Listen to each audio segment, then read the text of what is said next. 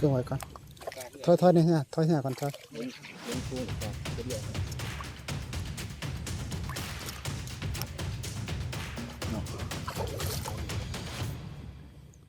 บ่ให้จับมันอะไรก็ได้นะเอามือจับซ้ายเอาดีกว่า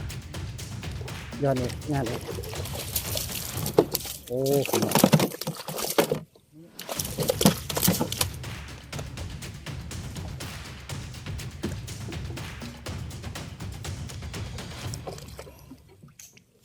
ตัวแรกแขกมันสุดยอดเลย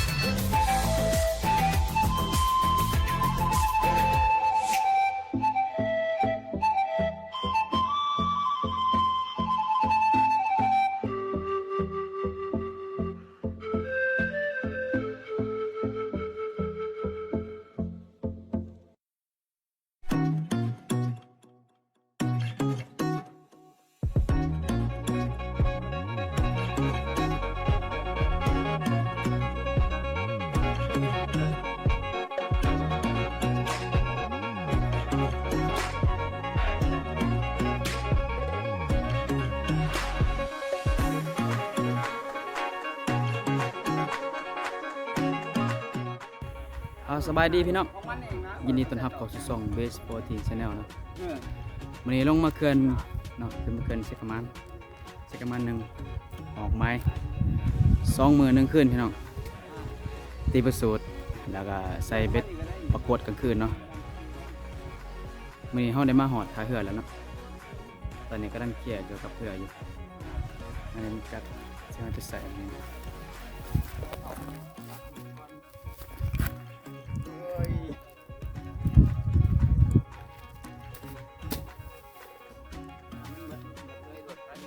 น้ำสายแห้งเนาะอันนั้นมันปลาแก้วนะเดี๋ยวไปฝึกกระเจ้าไปหาปลาแก้วมาปลาแก้วเนาะ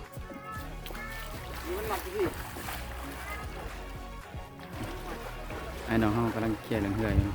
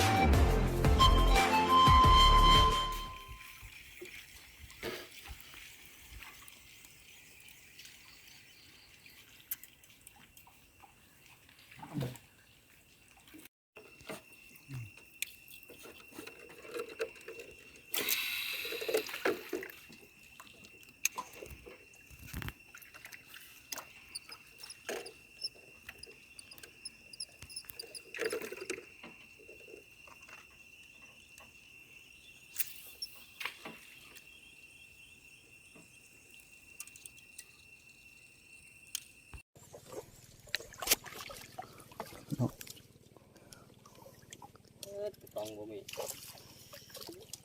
ครื่องไว้ก่อนถอยนี่ฮะถอยเหือก่อนถอย บนฟุ้งหรือเปล่าตัวเดียวเลย พี่น้องบ่ให้จับมันอะไรก็ได้นะเอามือ ก็ร้ายจะได้ฟาดเบ็ดครับ เอามือจับซ้ายเอาดีกว่าย้อนอีกงานอีกโอ้พี่น้อง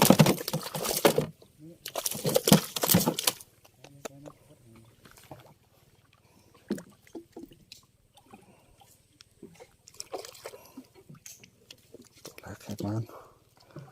สุดยอดเลย เจอแล้วเรียบร้อยแล้วโอ้หัวหน้าทรายมันเรียบร้อยแล้ว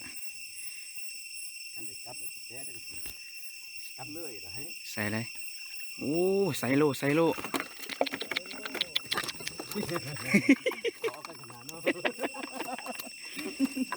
สั่นแม่จะมันกันใจ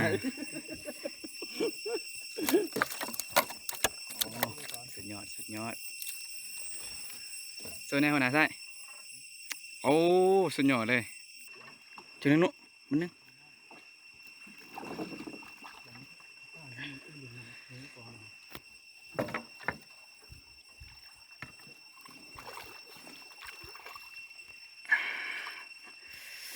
โอ้สุดยอดพี่น้องสุดยอดใส่สวยพี่น้องใส่สวยหัวหน้าทรายว่าใส่สวยเบ็ดเพิ่นนี่สุดยอดเลยเพิ่นว่ากันได้กัดเนี่ยมันกัดเลย กับมีปล่อย กัดบ่ปล่อยเลยเห็นว่าใส่สวยโอ้สุดยอดโอ้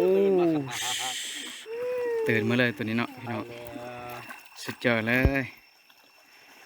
สุดยอดโอ้น่าใส่ว่ะคันได้กัดแต่บ่ยอมปล่อยแล้ว กับมีปล่อย กัดบ่มีปล่อย ปล่อยอยู่ปล่อยลูกติ๊ก สุดยอดพี่น้องกระสูบใส่เพื่อนนะโอ้สุดยอดพี่น้องสุดยอดหลายไซส์2 โลตัวนี้เบิ่ง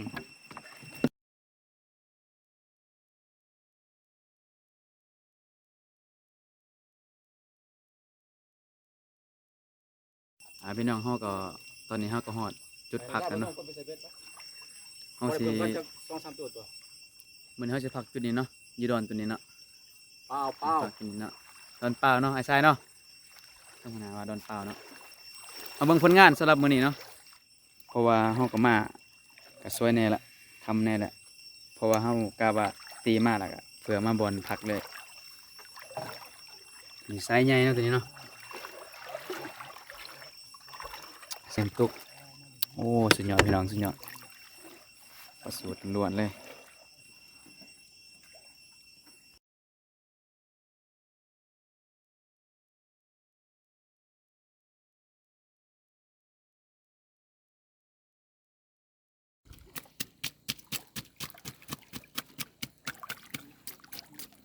ตอนนี้กำลัง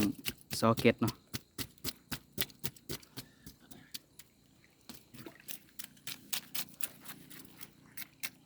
ซอยเห็ดเมนูก่อยเนาะพี่น้องเนาะเมนูก่อยพี่น้องก่อยประสูตรพี่น้องก่อยประสูตรได้เวลาใส่ต้มแล้วพี่น้องเอาต้มเขาเนาะเอาเลยก่อยโอ้สุดยอดเลยพี่น้องนี่ได้อยู่เอ้ยอยู่หัวอยู่ปลาอยู่ดงสิได้พี่น้องเอ้ยอยู่ปลาอยู่ดงกันสิแล้วเอาสุกไรหมดสด